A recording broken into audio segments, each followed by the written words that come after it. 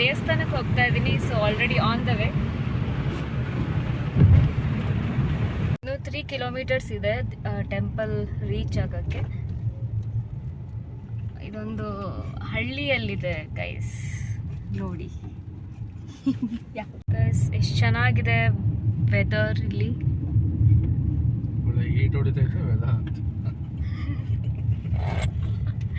ಅಂದ್ರೆ ಹೀಟಿಗೆಲ್ಲ ಒಣಗೋಗ್ಬಿಟ್ಟಿದೆ.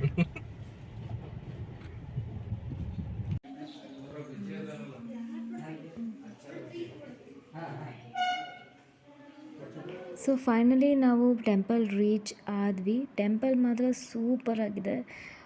ಸೊ ತುಂಬಾ ಬಿಸಿಲು. ಸೊ ಅದರಿಂದ ಸ್ವಲ್ಪ ಸುಸ್ತು ಬಿಟ್ಟರೆ ಟ್ರಿಪ್ ತುಂಬಾ ಚೆನ್ನಾಗಿತ್ತು. ಮುಗಿಸ್ಕೊಂಡು ಈಗ ಮನೆಗೆ ಹೋಗ್ತಾ ಇದ್ದೀವಿ. ಸೊ ತುಂಬಾ ಸುಸ್ತಾಗಿದೆ, ಹೊರಗಡೆ ತುಂಬಾ ಬಿಸಿಲಿದೆ. ಸೊ ಸಿಗ್ತೀನಿ ಮತ್ತೆ ನನ್ನ ನೆಕ್ಸ್ಟ್ ವಿಡಿಯೋದಲ್ಲಿ. ಬಾಯ್.